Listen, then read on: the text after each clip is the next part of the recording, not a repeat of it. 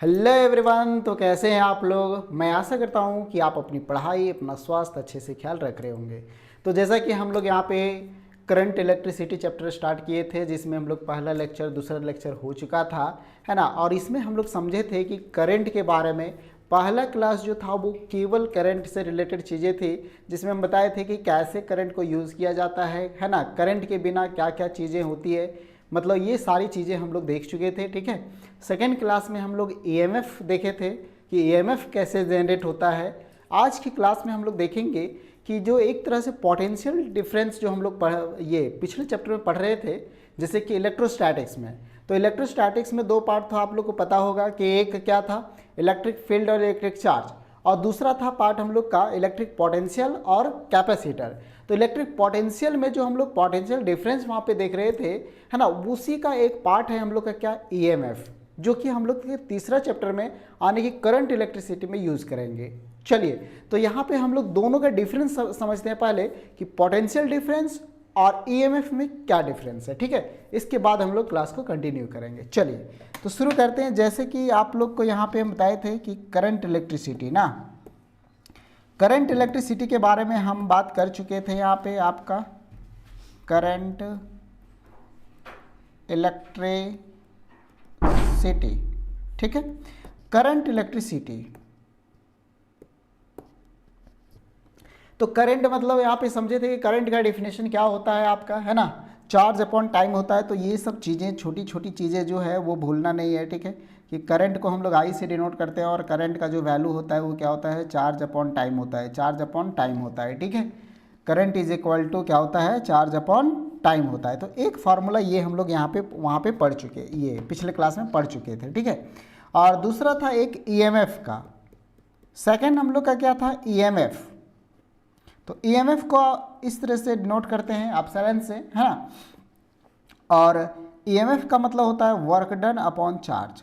क्या होता है, वर्क डन अपॉन चार्ज होता है। तो यहाँ पे हम लोग देख चुके थे, दो कॉन्सेप्ट यहाँ पे देखे हुए हैं कि करंट का डेफिनेशन और करंट से रिलेटेड चीज़ें, जैसे कि कोई भी डिवाइस हो आपका, है ना, साइंस इसी को बोला गया है।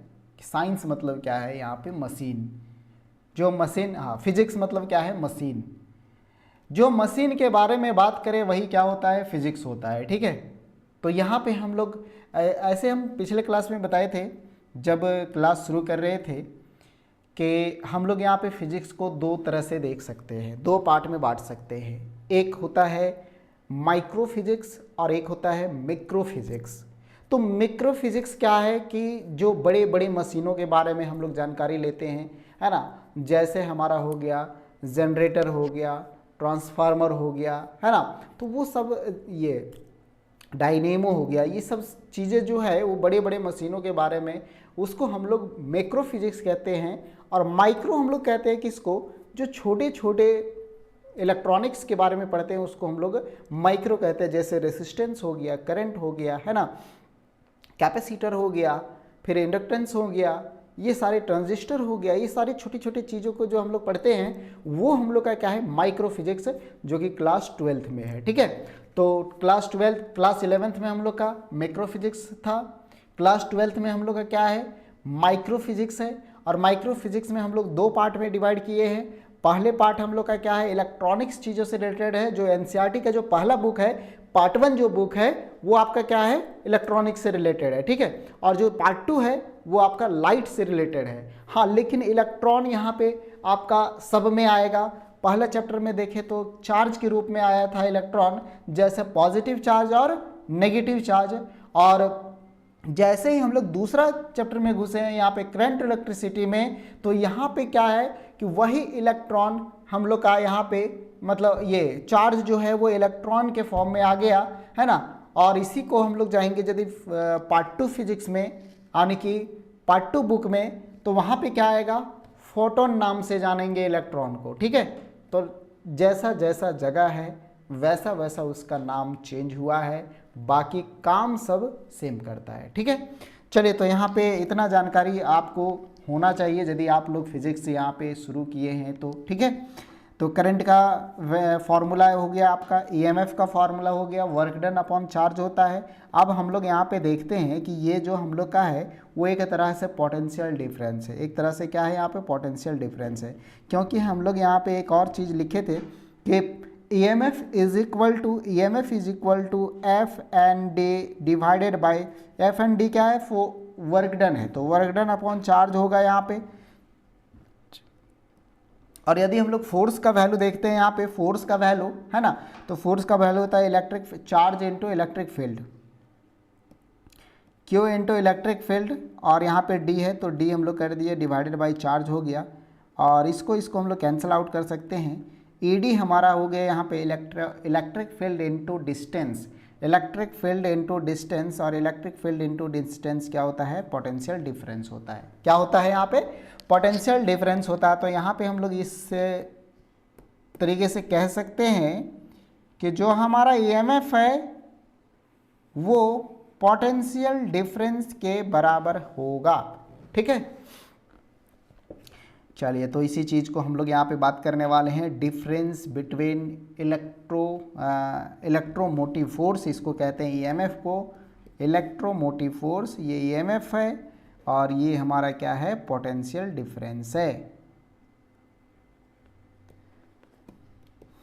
पोटेंशियल डिफरेंस, इलेक्ट्रिक पोटेंशियल बोलें या पोटेंशियल डिफरेंस। ठीक है, चलिए तो यहाँ पे हम लोग बात करेंगे differences between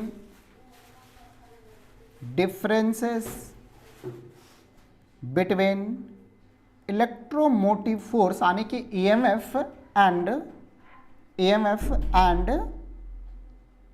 potential difference, potential difference clear है।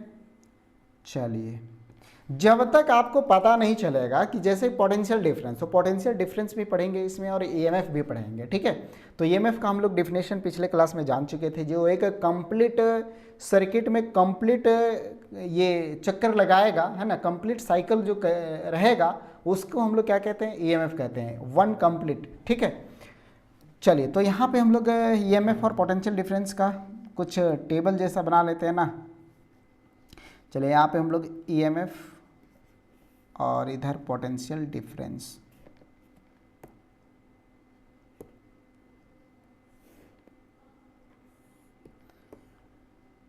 चलिए ईएमएफ और पोटेंशियल डिफरेंस। तो ईएमएफ क्या होता है, यहाँ पे ईएमएफ होता है कि work done by a source taking a unit positive charge, एक यूनिट पॉजिटिव चार्ज से, यूनिट चार्ज से जो एक राउंड कंप्लीट करता है ना, एक चार्ज, जैसे मान के चलिए कि ये हम लोग का ये है, ठीक है, सर्किट है, या फिर सर्किट कैसे भी हो सकता है, इस तरीके से भी सर्किट हो सकता है। ठीक है, तो यहाँ से शुरू किया, तो यहाँ से ये जो यूनिट चार्ज है, यूनिट चार्ज वो ये कंप्लीट रेवोल्यूशन यहाँ से यहाँ तक, फिर यहीं पे आ गया, जहाँ से शुरू करेगा वहीं पे आकर के रुकेगा, तो ये कंप्लीट साइकिल हुआ। ठीक है, कंप्लीट साइकिल हुआ, चाहे ये रेक्टेंगल हो सकता है, चाहे ये सर्कल हो सकता है, या किसी भी फील्ड ये फेज में हो सकता है ना, वायर क्योंकि टेढ़ा मेढ़ा भी हो सकता है। तो जब कंप्लीट वो सर्कल करेगा है ना, साइकिल करेगा, तो उसको हम लोग क्या कहते हैं, ईएमएफ कहते हैं। क्या कंप्लीट करेगा, इलेक्ट्रॉन काम, ये पॉजिटिव चार्ज यूनिट चार्ज करेगा है ना, एक कंप्लीट राउंड। ठीक है, तो हम लोग यहाँ पे कह सकते हैं कि द वर्क डन है ना,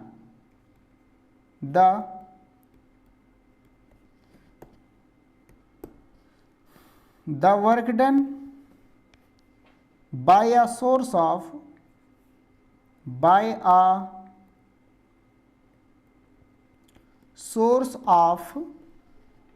in taking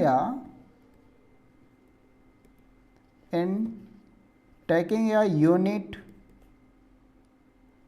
charge once round the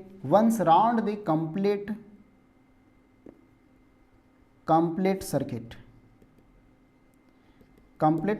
ये हम लोग का क्या हो गया, डिफिनीशन हो गया इसका। ठीक है, किसका, तो ईएमएफ का यहाँ पे डिफिनीशन हो गया। अब आते हैं हम लोग पोटेंशियल डिफरेंस। तो पोटेंशियल डिफरेंस क्या है, the amount of work done, the amount of work done in taking a unit charge, taking a unit charge है ना, taking a unit charge from one point to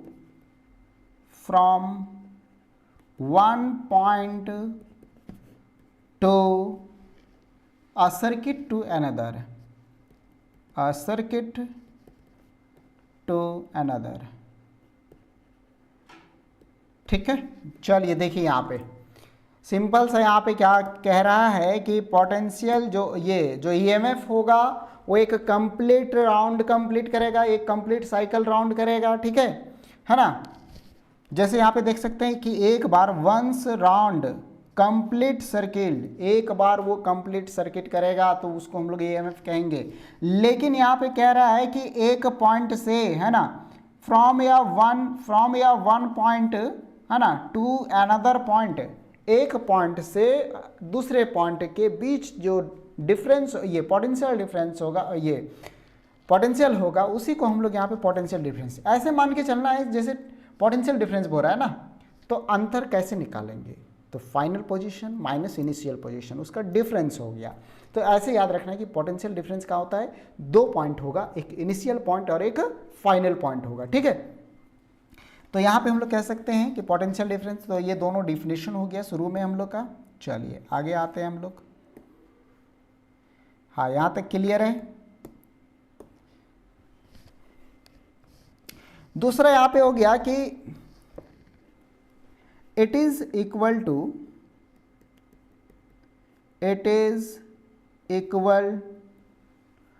the maximum potential difference, it is equal to the maximum potential difference, अधिक से अधिक potential difference, maximum potential difference. ठीक है, तो maximum potential difference between the two terminals, between the two terminals, दो terminal अभी हम लोग बोले कि एक पहला यूनिट यानी कि इनिशियल पॉइंट और एक फाइनल पॉइंट, तो दो टर्मिनल यहाँ पे बना। दोनों टर्मिनल के बीच जो जितना से जितना यहाँ पे पोटेंशियल डिफरेंस होगा वो हमारा किस में आएगा, ईएमएफ में आएगा। ठीक है, ईएमएफ में आएगा। मैक्सिमम पोटेंशियल डिफरेंस के बारे में बात कर रहा है। Source when they open circuit, terminals of a source when it is in an open circuit,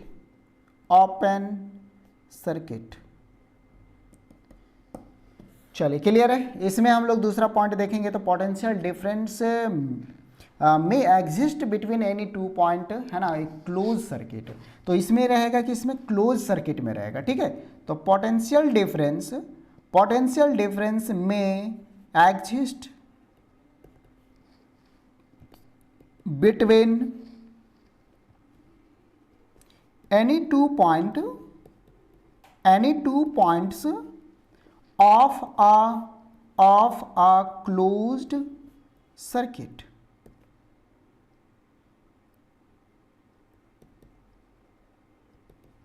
closed circuit। ठीक है,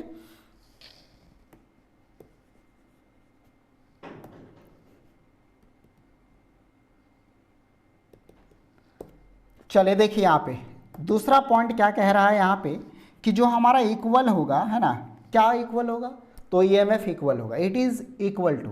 तो ईएमएफ जो होगा वो इक्वल होगा किसमें, मैक्सिमम पोटेंशियल डिफरेंस में बिटवीन टू टर्मिनल, दो टर्मिनल मान के चलिए कि ये एक पहला टर्मिनल है, ये दूसरा टर्मिनल है, इसके बीच में जितना मैक्सिमम से मैक्सिमम पोटेंशियल डिफरेंस होगा, है ना, वो किस में, तो ओपन सर्किट में। तो इसको हम लोग यहाँ पे ईएमएफ कहते हैं, ईएमएफ के नाम से जानते हैं। ओपन सर्किट होगा। लेकिन यहाँ पे क्लोज सर्किट में जो हमारा होगा दो पॉइंट के बीच, है ना, may be exist between two point, मतलब दो पॉइंट के बीच ये एग्जिस्ट करेगा, है ना, और वो भी क्या, क्लोज सर्किट में, क्लोज सर्किट में। तो ओपन सर्किट और क्लोज सर्किट क्या होता है? ओपन सर्किट, है ना, कि ओपन है वो टर्मिनल, स्विच ओपन है और क्लोज है, ठीक है। चलिए थर्ड हम लोग यहाँ पे देखेंगे।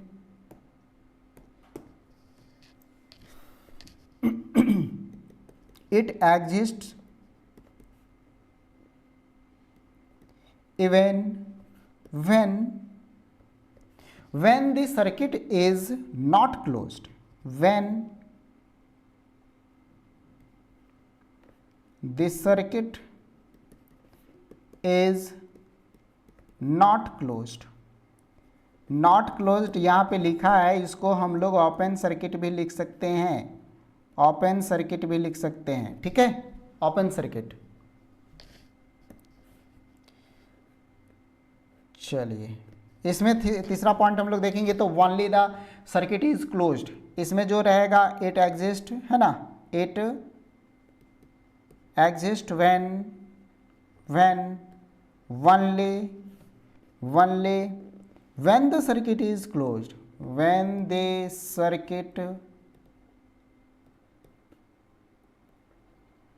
Circuit is closed.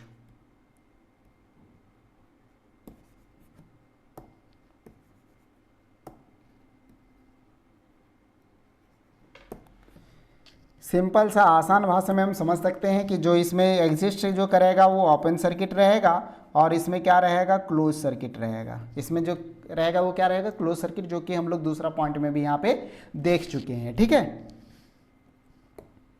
चलिए फोर्थ पॉइंट यहाँ पे बात करेंगे।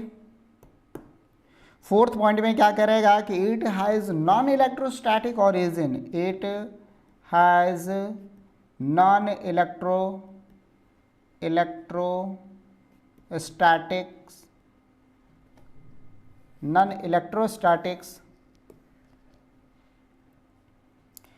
इलेक्ट्रोस्टैटिक्स ऑरिजिन, ठीक है। इसमें इलेक्ट्रोस्टैटिक ऑरिजिन नहीं रहेगा और इसमें जो रहेगा वो originate from the electrostatic field, it originate from electrostatics field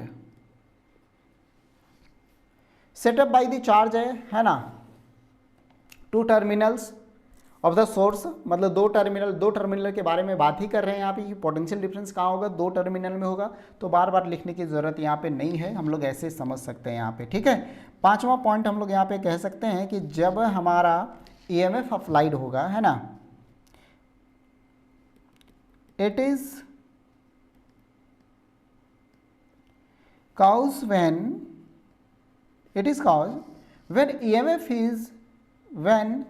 EMF is applied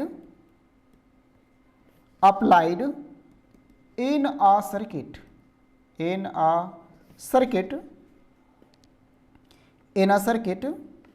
potential difference caused,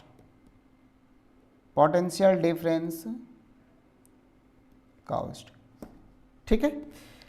इसमें हम लोग पांचवा पॉइंट देखेंगे तो it is erect, it is an erect, sorry effect,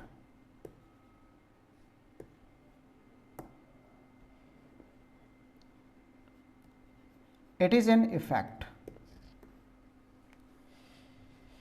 चलिए दो पॉइंट और लिख लेते हैं, छठा पॉइंट हम लोग का हो जाएगा यहाँ पे, 6 पॉइंट हो जाएगा, larger than, it is larger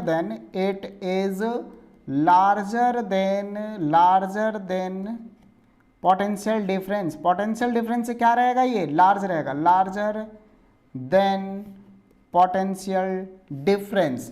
potential difference से क्या रहेगा, ये ज़्यादा रहेगा, ठीक है। पोटेंशियल डिफरेंस से क्या रहेगा, ज़्यादा रहेगा। और इसमें छठा पॉइंट में हम लोग यहाँ पे देखेंगे तो यहाँ पे हो जाएगा कि it is always less than, it is always less than potential EMF, less than EMF. 7 point, it is independent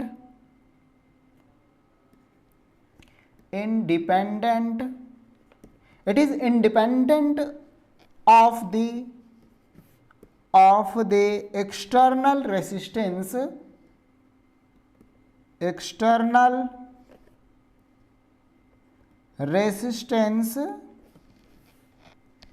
in the circuit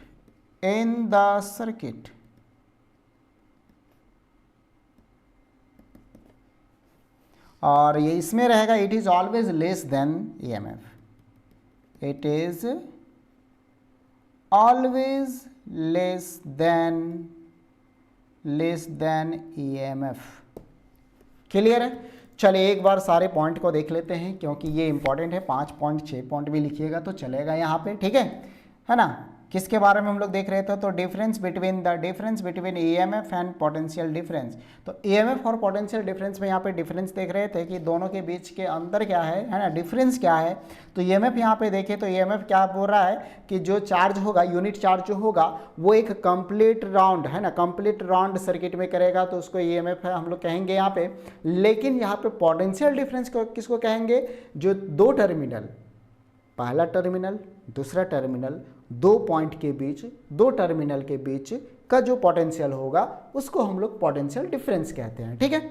दूसरा पॉइंट यहाँ पे देखेंगे तो ये इक्वल होगा मैक्सिमम, है ना, it is equal to the maximum potential difference, है ना, ओपन सर्किट में ये पोटेंशियल डिफरेंस जितना से जितना मैक्सिमम होगा वो इक्वल होगा किसका? ईएमएफ का होगा। लेकिन यहीं पे यदि हम लोग पोटेंशियल डिफरेंस में जाएंगे तो वो क्या होगा? क्लोज सर्किट में आएगा। किस में आएगा? क्लोज सर्किट में आएगा। और एक पॉइंट से दूसरे पॉइंट में, 1 पॉइंट से 2 पॉइंट आने की जिसमें ज़्यादा एंड पॉइंट होगा, इनिशियल पॉइंट फाइनल पॉइंट में पोटेंशियल ज़्यादा होगा, इनिशियल पॉइंट में पोटेंशियल कम होगा। तो हम लोग कह सकते हैं कि फाइनल ये पोटेंशियल माइनस इनिशियल पोटेंशियल, यही हमारा क्या कहलाता है? पोटेंशियल डिफरेंस कहलाता है, जो कि हमारा किस में रहेगा? क्लोज सर्किट में रहेगा, ठीक है। और यहाँ पे वही चीज़ बोला है तीसरा नंबर में भी कि नॉट क्लोज्ड होगा, ये ओपन सर्किट में एग्जिस्ट करेगा। और जो पोटेंशियल होगा, ईएमएफ जो होगा वो ओपन सर्किट में एग्जिस्ट करेगा। और जो पोटेंशियल डिफरेंस होगा वो आपका क्लोज सर्किट में एग्जिस्ट करेगा, ठीक है। क्लियर है?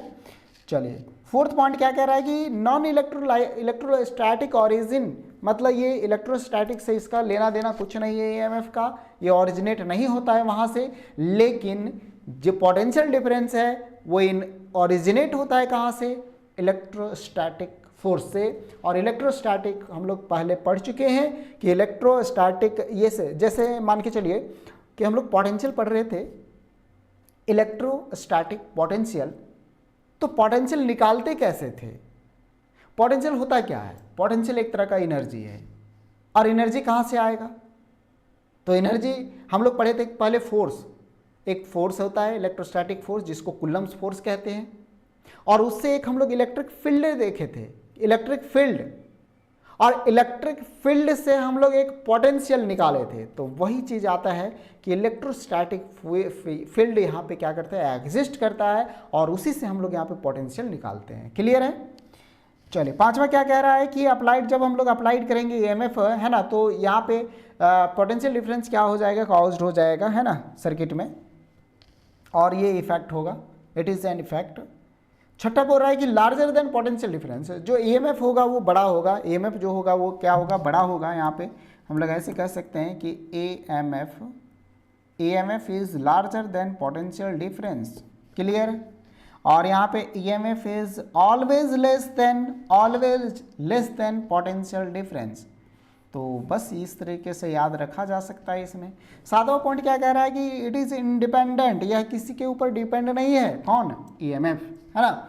ईएमएफ यहाँ पे डिपेंड नहीं है, जो यहाँ पे हाँ of the external resistance the circuit, अब अलग से कोई रेसिस्टेंस लाएंगे, है ना, किसी सर्किट में, it is always less than EMF. और ये हमेशा क्या हो जाएगा? ऑलवेज लेस होगा, किससे? तो ईएमएफ से लेस होगा, ठीक है। चलिए क्लियर है यहाँ तक। अब आगे बढ़ते हैं हम लोग, यहाँ पे कुछ हम लोग सैम्बल को देखेंगे, है ना, कि रेसिस्टेंस का, है ना, फील्ड का क्या सैम्बल होता है। वोल्ट मीटर, आमीटर, कि यहाँ पे क्या होता है। इसके बाद हम लोग फिर से चलेंगे यहाँ पे, है ना, रेसिस्टेंस के बारे में, क्योंकि ये रेसिस्टेंस का बात उठा दिया है तो रेसिस्टेंस हम लोग को यहाँ पे पहले समझना पड़ेगा, ठीक है।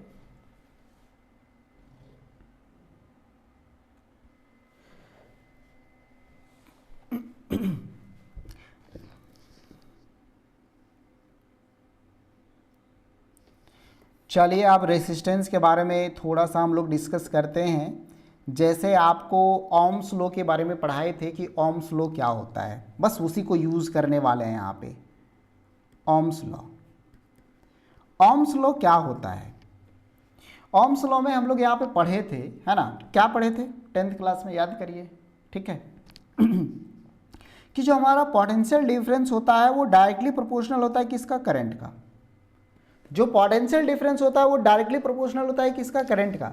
जितना करंट हम लोग, एक वायर मान लेते हैं कि एक वायर है हम लोग का ये, है ना, और इसमें जितना करंट हम लोग देंगे उतना पोटेंशियल बढ़ेगा, ठीक है।